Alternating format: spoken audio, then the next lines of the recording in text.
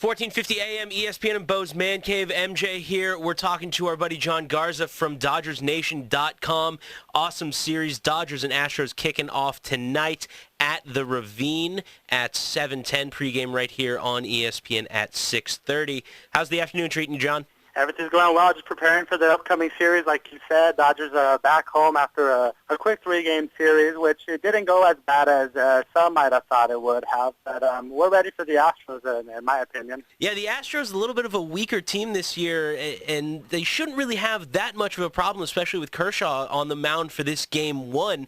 He's basically been unstoppable at home the past 20 starts. I believe he's 14-1, no runs in the last 20 innings, and especially going up against the Astros, who haven't really been the strongest team on offense. I mean, this is really setting him up for another victory tonight. Absolutely, and the one loss coming in a difficult game against the Giants a few weeks back, where a Brett Hill home run really changed the momentum of that game. But like you said, 14-1, and in the last 20 games, with a 1.50 ERA in his last 20 home starts, and in 28 innings against the Astros this season and last season, they've scored only 2 runs against him. So the numbers don't lie. Kershaw's dominance is there, and Lucas Harrell, who's going for the Astros, is blown up on the road, and it really looks to play in the favor of the Dodgers to kick off the weekend. It really does, especially, Memorial Day weekend. They got Friday night fireworks after the game, hoping for some fireworks during the game. Now, Matt Kemp won't be playing. He's got a couple more days on the DL, going to some rehab starts soon. But James Loney has really been stepping up in his absence, really picking up the slack and surprising a lot of people this early in the season. Absolutely, and for Loney, a lot of people wonder, why does he tail off from time to time, and why does he decide to kick it into gear? You look into May, he's hitting 284 as opposed to 232. And really, when push comes to shove, I think Loney knows when to flip that switch, knowing full well Matt Kemp hasn't been there. Somebody has to have stepped it up. He's driven in 9 runs this month. He's added just 1 home run, but people got to understand, fans got to understand that power is not his game. Loney's always been about driving in runs, playing solid first base, and providing that spark that the Dodgers may lack from time to time, which in my opinion is a big reason for the successful start to this season.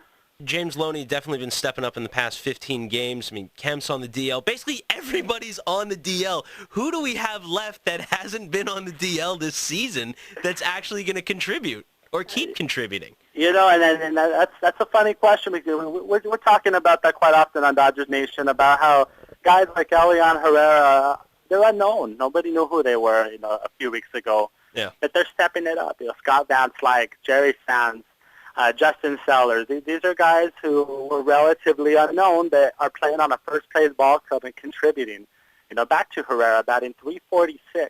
This guy is, getting some key hits at key times. And, he came up to the big leagues on a 17-game hitting streak coming from the minors and has really provided a spark plug.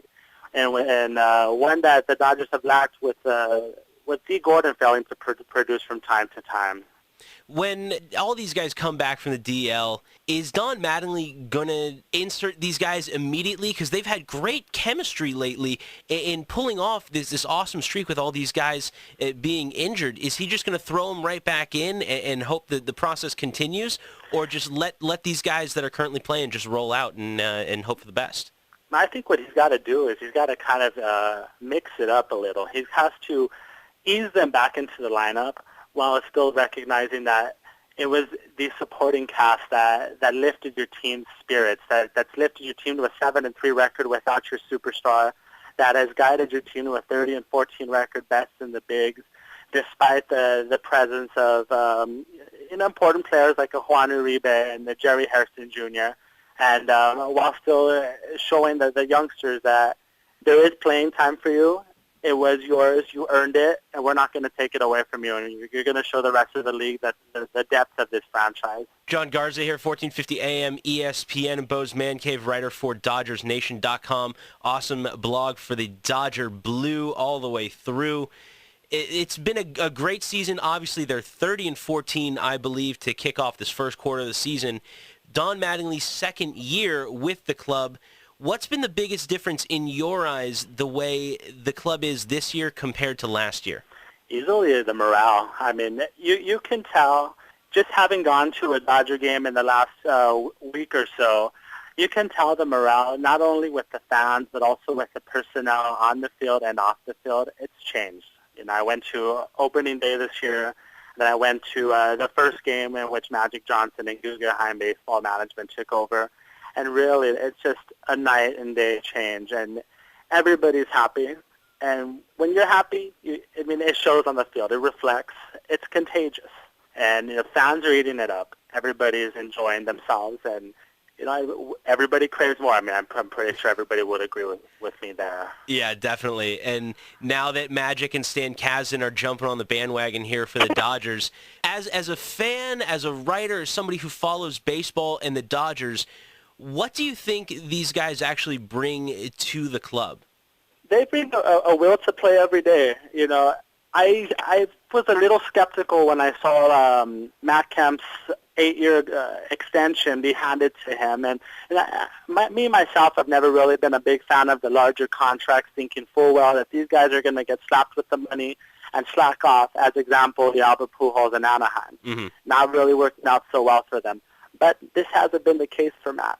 Matt's showing up. He's producing. Yeah, he's hurt. But his numbers have more than represented that he deserves every single penny that he's making. And the rest of the team is showing that.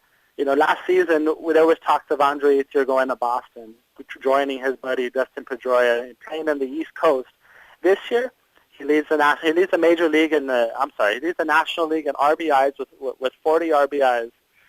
More than making up for the absence of Kemp, his partner.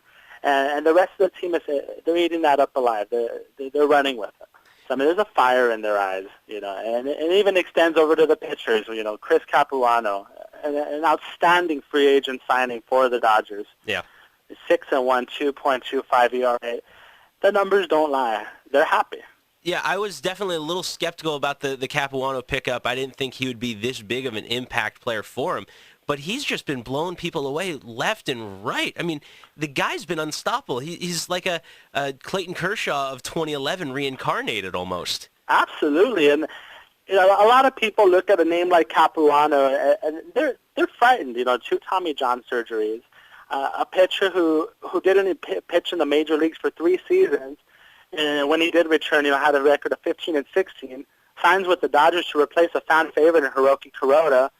And just to produce the numbers that he did, making $10 million over the next 2 seasons. It was a phenomenal signing, especially even more so when you look back to Kuroda, who with the Yankees is 3-6 with a 4.56 ERA. If he were to re-sign here in Los Angeles for the $10 million that he wanted, which we're giving to 2 starters, the fans would be livid.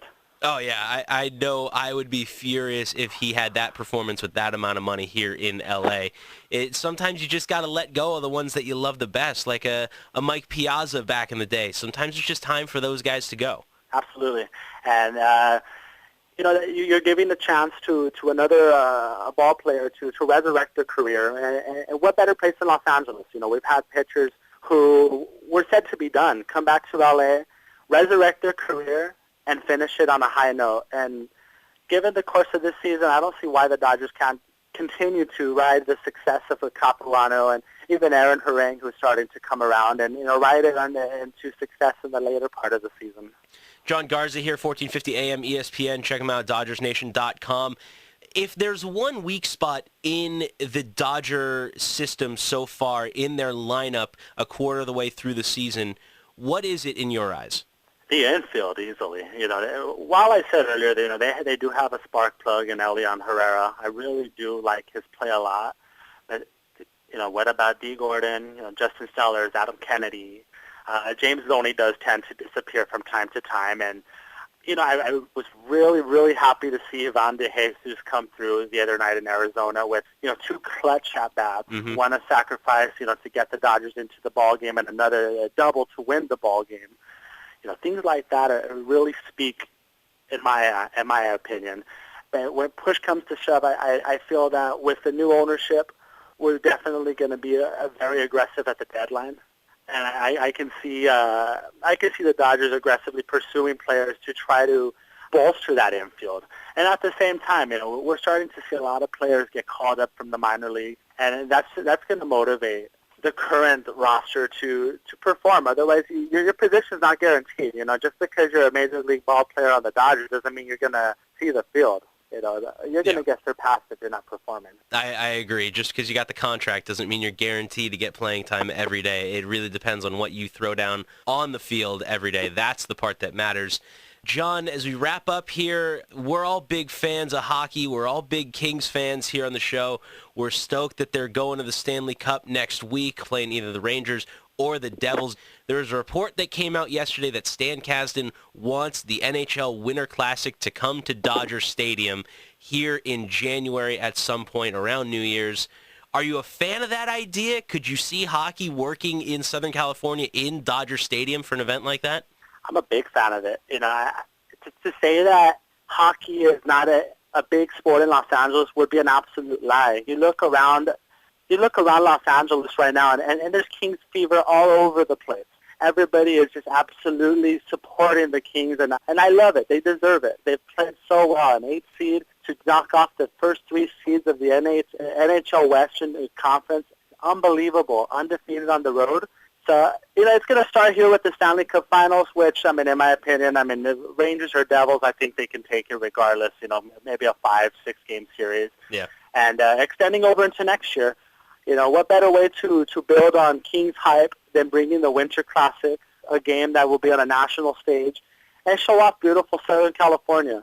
We're gonna have temperatures in 70, 80 degrees, which a lot of fans are going to say, hey, that's not winter weather. But it is for us. It absolutely is, and we want to show you our backyard. We want to show the nation, just how much we're ready to get behind our Kings and, fill up Dodger Stadium with 56,000, loud and proud on New Year's Day alongside the Rose Bowl, and it brings up really a point about Los Angeles being a sports town, and I think last weekend we represented well. The Kings, Lakers, Clippers, Dodgers.